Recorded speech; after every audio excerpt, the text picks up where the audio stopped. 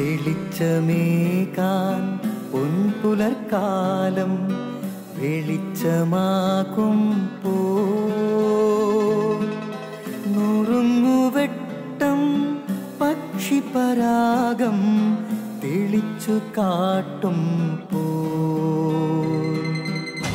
വരുന്നു ദൈവം മനസ്സിനുള്ളിൽ തിളക്കമേകിടാൻ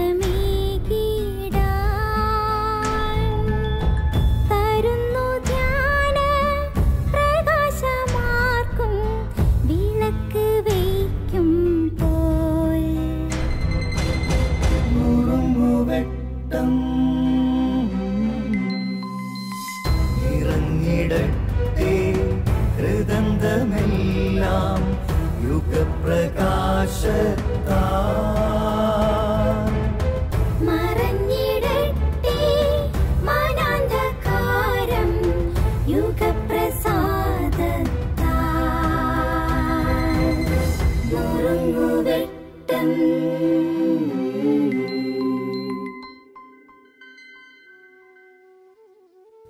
പ്രിയമുള്ളവരെ, നമ്മളൊക്കെ കുരിശിൻ്റെ വഴി ഏറെ ചൊല്ലുന്നവരാണ്. കുരിശിൻ്റെ വഴിയിൽ ഒരു കഥാപാത്രമുണ്ട്, ശിമയോൻ.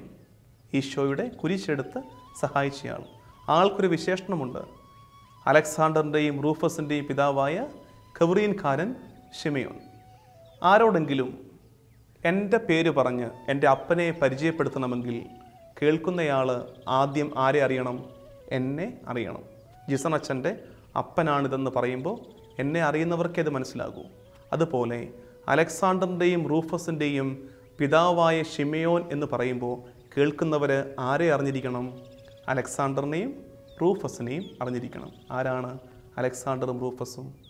അലക്സാണ്ടറും റൂഫസും പൗലോസ് ലീഹായുടെ ശിഷ്യന്മാരായിരുന്നു, സുവിശേഷ പ്രഘോഷകരായിരുന്നു.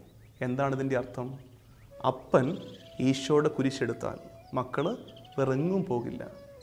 കുരിശിൻ്റെ വഴിയെ, സുവിശേഷത്തിൻ്റെ വഴിയെ നടക്കും. പ്രിയമുള്ള അപ്പന്മാരെ, നിങ്ങൾ തയ്യാറാണോ ഈശോയുടെ കുരിശെടുക്കാൻ, സ്ലീവാപാതയിൽ നടക്കുവാൻ? അങ്ങനെയുണ്ടെങ്കിൽ മക്കളെക്കുറിച്ച് ഇനി ആശങ്ക വേണ്ട. അവരും സുവിശേഷത്തിൻ്റെ വഴിയെ തന്നെ കാണും. ആമേൻ.